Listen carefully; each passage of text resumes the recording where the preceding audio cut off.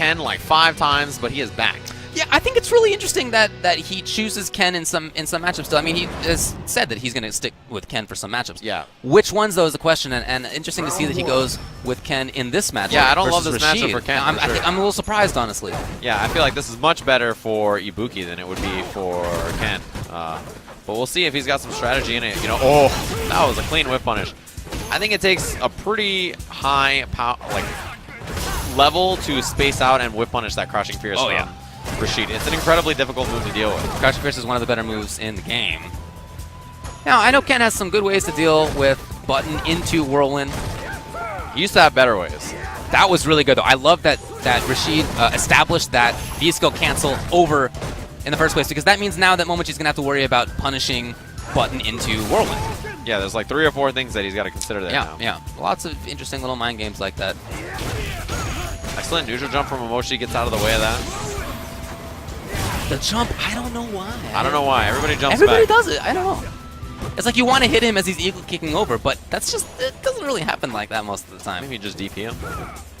I don't know. It feels like a better option. Difficult to do, though, for sure. And Momochi really wants to activate this V-trigger here. Got a little antsy and ran into the button. Momochi with his trademark slow game. He jumps out. Doesn't spend V-reversal anywhere. He wants to keep trigger for that comeback. And maybe this is the start. Okay, he's going to have throw loop here. Oh, he baited it. He has 2 gauges. Oh my gosh. That'll do it. Man, Momochi. That was crazy. There's that slow play. He's so good at that, and with a character that it just doesn't seem built for it. I really gotta tell you. And in fact, I told Momochi the last time. In fact, at South by Southwest last time we were in Austin, I told him I don't think you're playing Ken as Ken. I think you're playing it as Momochi. He said, yeah, pretty much. Yeah. He said, let me do what I want, David. All right. Yeah, I was like, that's awesome, cool, dude. But maybe like a different character. Someone that lets you turtle and a little bit more options on the ground for sure. Like, I think in Season 1 it worked because back medium punch was such a good interrupter and whip punisher, but now it's like he doesn't have that as much anymore. But you can still see that he's keeping this range where he can counter poke things and he can play slowly and he can react to stuff. And that's all pretty effective. Meanwhile, hit and run stuff coming out of OILKING. Yeah, playing a real funky style for sure. Oh, big jump over. This is a huge chance for Momo. Momochi jumped in almost the same exact situation last round, but OILKING didn't expect it this time. Oh, we tried Crouching Fierce. I think that's a good option to deal with both wall clings. And that was a good chase down. But it might happen again. One more. Yeah, you see the backdash? Didn't want to deal with Super. Yeah, Super Chip is a real threat. Oh, eagle kick in. Hey, you know what? As we said earlier, you should always jump back. Always That's jump what we've back. been saying all day. Just jump back. I don't know why, but people don't always jump back. It beats it every time. Man, there it is. Momochi takes it with an excellent jump back. Yes, perfectly timed. The best thing to do in that scenario. And OILKING got to think about it here. I think that Momochi just showed a level of comfort in the matchup that I don't think OILKING is rivaling. So I think it seems like he, obviously he's played against Ken, but it's just maybe not a Ken of this style. Wow, well, it's a very unusual, idiosyncratic style. Nobody else plays Ken this way. So different to deal with. And even if they try this style, they don't have the ability to play this slow and have this good of whip punishing and spacing for forever. Right. Very hard to duplicate. Momochi blocks his way out of there. That whole series does a lot of chip and a lot of gray life. That whirlwind's still coming. Nice work! Caught him reaching there. Oh, the juggle. Beautiful. That said, now trigger's on deck, and maybe Momochi starts to play, because each round has gone like that so far. It's safe stuff. It's been like activate V-trigger off of a button or some kind of cancel. He just waited until that one hit, and then the one hit happens and he takes the thing. No uppercut. But no throw bait either. He's not out of this. He does have V-trigger, as you mentioned. The dangerous thing, but the rolling. What a time, actually. I'm surprised Ken's Fireball had so much recovery there. Yeah. Round 2. Fight.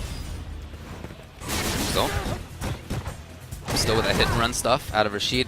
The How does mobility Momochi is so strong. never get frustrated or start playing faster, right? It's so crazy that he's willing to play this pace. Like, watching him start this round with nothing. Yeah, he will routinely go 10-15 seconds without pressing a button. And then the one he's hit so far in these 20 seconds we've played was whiff punish, stand strong, into Hurricane. The lifespan of the buttons on his arcade stick must be ridiculous. Like Alex Vine needs a new stick every 2 days. Yeah. But Momochi probably could use it for 10 years. I feel like he's really pressed 5 buttons at most in this round, and it's 40 seconds old. Oh, that's so unfortunate. The trade combo in the favor of OILKING. Yeah. But good positioning for OILKING. He's got the corner for himself, controlling things. I was about to say he didn't overextend. He's jumped a couple of times, but still managed to be okay. Mochi gets the throw. Oh, OS? I don't know. I don't know either. I'm not sure, but... Hard to tell, because that was just a weird situation. Was it?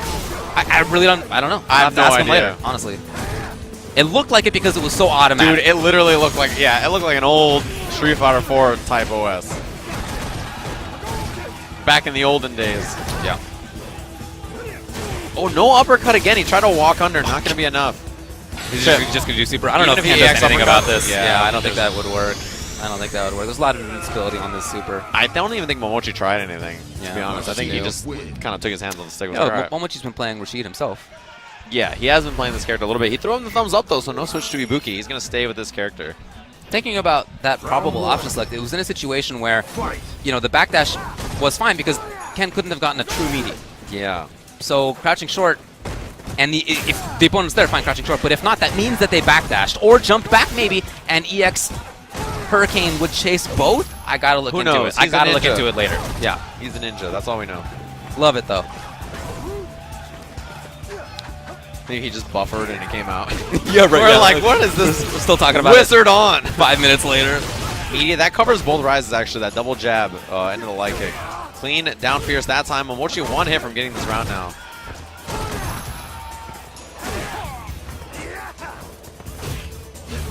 Activation. Okay. Walks up and blocks it, and then just the buttons from Momochi, who was ready. And stuck that back medium punch right out there, hit confirmed in. That's what his strength is, I feel like, especially in Season 1. Yeah. When that thing was 4 frames. Now That was just the business.